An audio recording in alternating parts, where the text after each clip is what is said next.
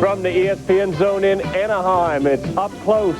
Hello again, everyone. Welcome to the show. And Troy Aikman, who yesterday made that tearful announcement, is our guest. He joins us now from his office in Texas. And Troy, you had time to prepare. You knew it was going to happen. Why did the emotions come over you? What happened to you there? It had to be unexpected, I think.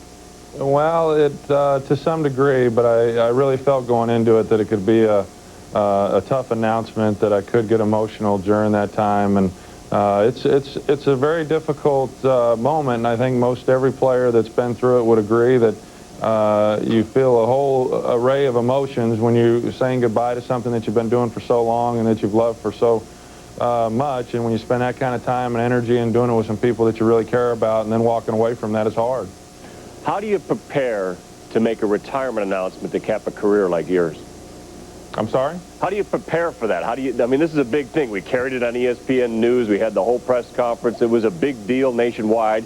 How do you prepare for that just the same way you prepared to play a game every Sunday? Well, you know, I found out on Friday that we'd be having the press conference on Monday, and just tried putting together some thoughts over the weekend, some people that I felt that were important to me and some people that I wanted to mention that played a big part in my career over the years, and then along with some people in the front office and equipment people and trainers and those that oftentimes go unnoticed. And you know, just getting prepared for that, just to go back to your first question, over the weekend while preparing those thoughts, then I knew how meaningful so many of the people were that I've been a part of for 12 years, and how saying goodbye to them was going to be hard. You know, you mentioned a lot of people, all the secretaries throughout the years, the trainers, like you just said, people that those of us in the national audience don't know about, even the Dallas Cowboy fans probably don't know about. Right. Is that the toughest part, the family? And is that why you decided, did it play any role remaining a Cowboy and not going to another team because of that kind of relationship? Well, it's meaningful to me that I've had the opportunity to spend my entire career in a Dallas uniform. You know, I was not necessarily eager to go play for another football team, but I still had the competitiveness in me that wanted to go out and play. Because of salary cap restrictions, it kept me from continuing my career in Dallas. There were a couple of teams that I was interested in maybe going on to play for. When those situations did not happen for me in a favorable way, then I pretty much knew 3 to 4 weeks ago that I would not be continuing my football career, and started looking into some other directions. How close did you come to playing for somebody else? Well, you know, ultimately, I guess, you know, not that close. But there were a couple of teams that we were in negotiations with that it looked like something may happen. One particular team, I thought that we had a deal done, and but when that didn't happen, and it was probably for the right reasons, I think it was something trying to tell me that maybe this was the way to go, and did not need to be playing any longer, considering my health and what I had been through over the past couple of seasons, along with my family. It was not something that they were entirely excited about, the proposition of moving and starting in another city. So I think all in all that this was the right decision, and the right decision was made for the right reasons. Can we assume that that team you're talking about is San Diego, and was Norv Turner a big part of why you would want to play for them? Well, you know, Norv, as I said yesterday during the press conference, he is really who I credit virtually all of my success as a quarterback, and he came in at a time when I was really needing some guidance and some confidence, and he gave that to me along with Michael Irvin and Emmitt Smith and the rest of our football team, and we won 2 Super Bowls in the 3 years that Norv was here. He's one of my closest friends, and I think a great deal of him, and there's no question that if I were to go play somewhere, I wanted to play somewhere where I knew that we would have an opportunity to be successful offensively, and I think it's fair to say that that would happen in San Diego. Was it essential with the things you looked at that you'd be a starting quarterback still, or would you have played a backup role? No, there were a number of opportunities for me to go into camp with a football team and be a backup. That was not something that I was interested in, and you spend 12 years being a starter in this league, and it would be a completely different frame of mind for me to try to go somewhere and be a backup, and it's not something that I entertained at all. Joe, I want to show the audience a graphic. You won't be able to see it because we're by satellite, but where you rank all time. And the biggest one is wins in a decade. No one has ever put together 90 wins in a decade. Your completion percentage is one of the highest of all time. Your playoff win percentage is in the top 5 as well. passing yardage isn't up there with the glorious numbers, the record setters, but wins, is that to you the most important category? Well, you know, the easy answer for me would be yes, because that's what I was able to do. And you know, quite honestly, when I came here to Dallas, I was hired here to win football games, and nowhere in my contract or nowhere when Jerry Jones drafted me back in 1989 did he talk about me throwing for a lot of yards or a lot of touchdowns. The whole objective of the game is to win, and I was able to do that, and that's something that I'm very proud of. And not only win, but we won championships. And I think that as quarterbacks, and I think most quarterbacks would agree, that that's what you're paid to do. And so I don't apologize for my modest statistics. That was not really the framework in which I played in, but we were able to score points, we were able to win football games and win championships, and I think that that's what I was brought here to do. What is your count of concussions? You know, I really don't even know. You know, I know that I've had several. I think that probably it was, you know, I think that over the last 6 to 7 years, concussions have become very fashionable as far as receiving a lot of media attention. I know that prior to probably the 1990s, there really was not a lot of talk concerning concussions. And I think that if you talk to most players, they would all say that they've had anywhere from 10 to 15 concussions. It's just whether or not they were diagnosed. So I had several, but I don't really believe that my concussions were an inordinate number relative to other players that have played this game. The analysts, the critics will say one of the things that led to a lot of these concussions is you're not the most mobile quarterback in an era where everyone's talking about that. That's what the teams that are at the forefront have, mobile quarterbacks, and that's one of the things that prevented you from having more opportunities now. What do you think of that? Is that era of the pocket, straight pocket passer, you're kind of a throwback kind of guy, is that fading away? Well, you know, I've heard some people say that it is. I've heard some quarterbacks even say that it's a different era. You won't see the classic drop-back passers. Gary, quite honestly, I disagree with that. I think that if you can throw the football and be mobile, someone like Steve Young, I think that's a tremendous asset. But there are more and more quarterbacks coming into this league that are great runners that are not passers. And I think the reason you're seeing more and more quarterbacks in this league that are runners is because the colleges aren't developing the quarterbacks that can drop back and throw the football. I think that if you took someone like Peyton Manning, who also is not the most agile or mobile quarterback, and you asked any general manager if you would like to have him in comparison with someone who just has the ability to run, I think by and large they would agree that they would rather have Peyton Manning. And the position requires you to be able to throw the football. Unfortunately, those guys are not being developed in college. And so as a result, you're seeing more and more quarterbacks coming into this league that are mobile, running around, and not necessarily passing quarterbacks, and they're gearing the offenses towards their skills. No, we got a lot more to get to with Troy Aikman. We'll find out if we have absolutely seen the last of him on a football field and where we'll see him next. And we continue with Troy Aikman. We'll also reflect on his greatest memories through 12 years as the Dallas Cowboys. Those memories include Super Bowl 27. Aikman under center wing left. Blitz look. Aikman 7-step drop. Throws it right to the goal line. Irvin jumping, catches the 3. Diving.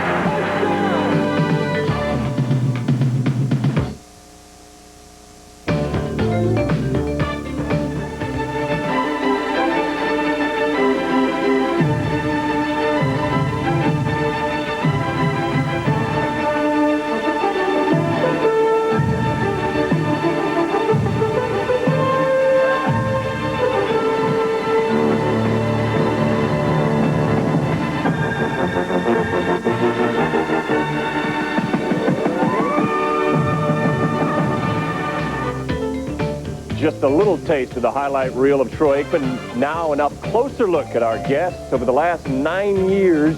Take a look at Troy Aikman from 1992 to 95, 46-14 and 91 passer rating. When the Cowboys were winning Super Bowls, he was 32 games over 500 with just 14 losses in those 4 years. From 96 through last season, this passer rating of 79, including last season when Troy had an all-time low passer rating of 67. When we welcome back Troy now to the show, and Troy, how much a part of your declining numbers was what was around you, and how much did you decline in your eyes? Oh, I think it was probably a combination of the two. There's no question. As I've gotten older, I'm sure my skills have diminished to some degree, and I think that what makes football such a great game is it's the ultimate team sport. You really rely on everybody, and I think from an offensive standpoint for us in Dallas, we were never quite the same once we lost Jay Novacek, and he was a guy who really was able to allow us to spread the field and open things up within our passing game, and we struggled replacing him. And obviously, the better players that you have around you, the better you're going to perform, and that was certainly the case for me. Have we absolutely positively seen the last of you passing a football in the NFL? Well, I would be reluctant to just say that I will never play again. I retired under the assumption that I won't, but I know I've watched a lot of these athletes in various sports that have come back and played, and sometimes it's hard to get it out of their system, and so I don't know exactly how I'll react, but as of right now, I retired with the premise that I am not going to come back and play, but I certainly would never rule that out completely. How do you feel about the guys who have come back and tried it again, couldn't stay away?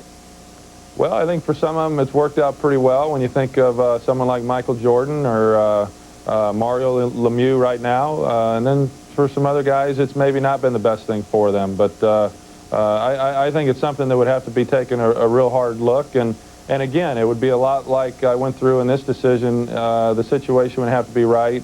And along with that, as I said earlier, we're dealing with a family. I'm not single as I once was, and so there's a lot of considerations. You know, Steve Young shares your agent, Lee Steinberg. He retired. It was a tough decision. He waited until right before the season started. Dan Marino just retired. How much did you consult with these guys about this decision?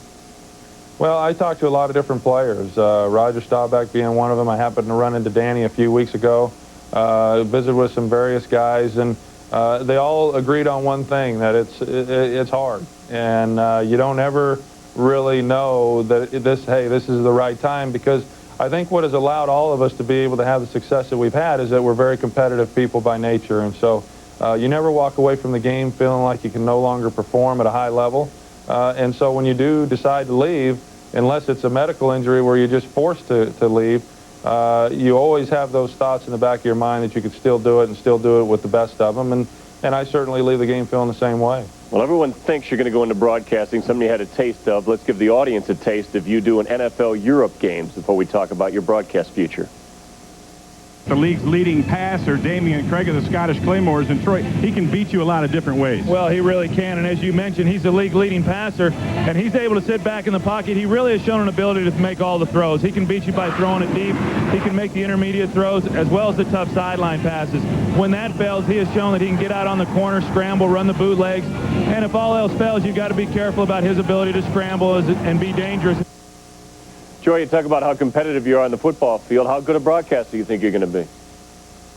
Well, if that's something that happens, and we're in talks right now, and I think that there could be an announcement coming within the next few days, I'd like to think that I could be pretty good. I know that I'll approach it the same way I did my football career and try to engulf myself in it and be as good as I can possibly be. So only time will tell. I don't know that at this stage you can really try to determine how good anybody's going to be in a particular field that they've not been a part of. I think it's a lot like when I came into the league back in 1989. I think there's some potential there, and then it's just what you choose to do with it. And I'm going to work hard and try to do a good job.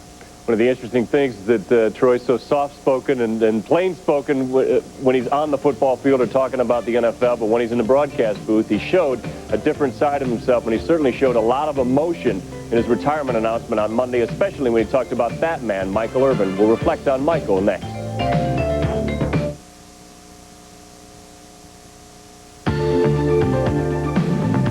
I have a hard time bringing up Michael's name without getting real emotional. Because of the relationship that we had. We still have.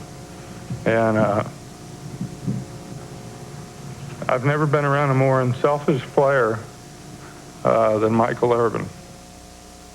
Welcome back to Up Close with Troy Aikman. That was his emotional response to talking about Michael Irvin. I'm going to bring up the name. Hopefully it won't be too emotional, but we couldn't find two guys that, in our views, were more of a dichotomy than you and Michael Irvin. What made you guys so close?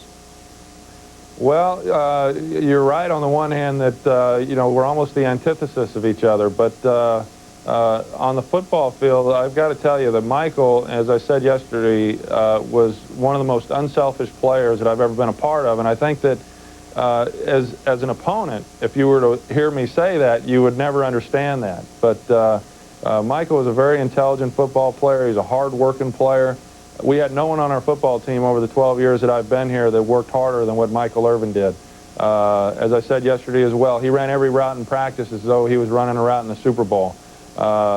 He was smart enough to understand when he was getting double covered why he was not getting the ball thrown to him. We just had a very special relationship, and someone who I think an awful lot of. And I know Michael has made some mistakes in his life, but he's a person that unfortunately not enough people have had the opportunity to get to know for the type of guy that he is.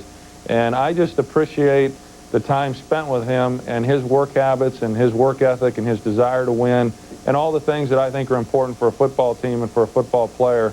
Michael exemplified all those things. Troy, Michael Irvin and Emmitt Smith were there. They got pretty emotional themselves when they were talking about you. As a guy who you just mentioned knows him pretty well, how do you explain all the struggles he's gone through and some of which he's repeated? We're talking about Michael? Yes. Well, I don't know that I can explain those things, and it's not for me to try to. You know, I have my relationship with Michael and what I've been through with him and my experiences with him, and I just see a very genuine person that has been just tremendous to me, my family, to this organization, the people that he's taken care of. So many things that he has done that have gone unnoticed and nobody's talked about.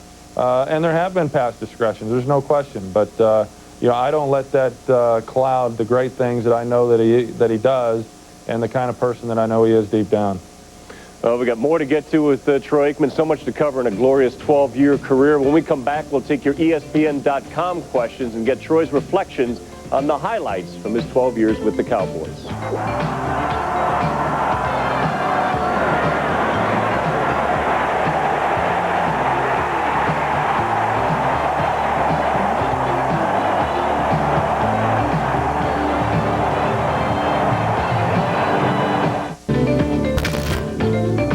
Up Close is a presentation of ESPN, the worldwide leader in sports. For more, log on to ESPN.com. Time now for our internet viewers to take over the interview. Christopher Gagney from Texas wants to know, Troy, what was your single greatest play during your tenure in Dallas? Oh, geez. I'd have a hard time coming up with a play. That kind of throws me off. I would say that one of my favorite games was a game that we actually lost. It was the championship game following the '94 season at Candlestick Park against the 49ers. But as far as a particular play, you know, nothing comes to mind right now. There's some plays during the various Super Bowls that we had that were meaningful, but to try to single out one would be very hard for me. Let's go to Greg Nowak from Edmonds, Washington. What advice would you give young quarterbacks who are thrust into starting jobs right away? Well, young quarterbacks in the NFL, I think the biggest key is to just know that it's going to be a trying experience and that you do everything you can not to lose confidence. I was very fortunate when I came into the league that I had Jerry Rome and our backup quarterback at the time, Babe Laufenberg, that were really great supporters for me, and they didn't allow me to lose confidence. But so many times a young quarterback will get thrown into the fire and they don't have much success. It's very difficult to have success in this league that early, and they lose confidence and it winds up affecting them the rest of their career. So my advice would be just to go in knowing that it's going to be difficult and just try to learn from it and not let it be a defeating experience. Joe, I got a little over a minute left. It may not be enough time to go into all this, but it was very difficult for Jerry Jones and for you, for him to sort of walk this tightrope of how to handle a guy who's meant so much to his franchise. I'm sure there were some difficult times between March 7th and yesterday's announcement. How did it come to be that he was sitting next to you and you guys were side by side again? Well, you know, I wouldn't have had it any other way. Jerry Jones drafted me in 1989. I was his first player that he ever chose. And our relationship spans 12 seasons, and we've been through a lot. We've been through a lot professionally. We've been through a lot personally. And I wouldn't have had anybody else there sitting next to me when I make that announcement. And so I was glad that he was there to be a part of it. It was unfortunate the way it came down a month ago. with the release, but that's the system that we're now in. And Jerry and I have a great relationship, and that relationship will continue for many, many years. Well, we'll miss you on the football field in the NFL, just as Dan Marino did in Miami and John Elway in Denver. Troy Aikman retires as a Dallas Cowboy, one of the proudest quarterbacks in the history of that franchise. It's been a pleasure watching you all these years, Troy. Thank you, Gary. I appreciate it.